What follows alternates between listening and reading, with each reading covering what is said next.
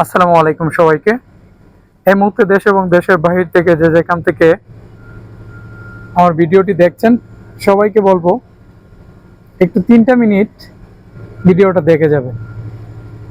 দেখুন, এদের ভিডিওগুলো একটু দেখেন এবং এদের ছবিগুলো তুলে ধরলাম, একটু দেখেন।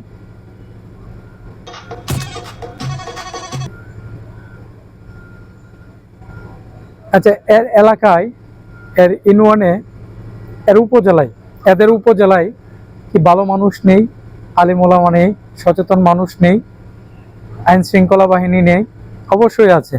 তাহলে এই যে এরা এরকম ভিডিও যে করছে, এদের বিরুদ্ধে আইন শৃঙ্খলা বাহিনী, এলাকার মানুষ, এলাকার আলেম ওলামা, বাংলাদেশের আলিম ওলামারা তারা তো সচেতন, তাদের বিরুদ্ধে প্রতিবাদ করছে না কেন?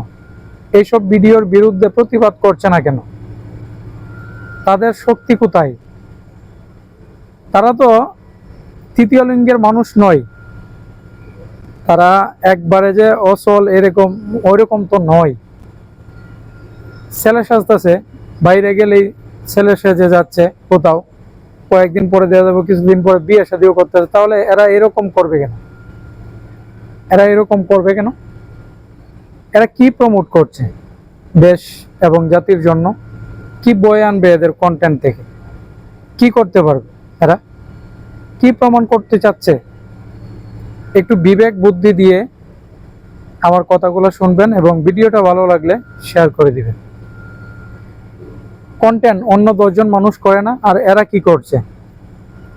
এদের ভিডিও দেখলে মানে কি বলবো, কিছু বলার থাকে না।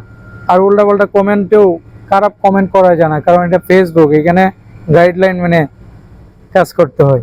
ঠিক আছে? তো যাই হোক, আমার কথা হচ্ছে ক্রিম আপাকে যেভাবে আমরা, আমাদের সমাজের মানুষ, আমাদের আইন শৃঙ্খলা বাহিনী সবাই মিলেমিশে যেভাবে আমরা ঠিক করেছি প্রতিবাদ করে,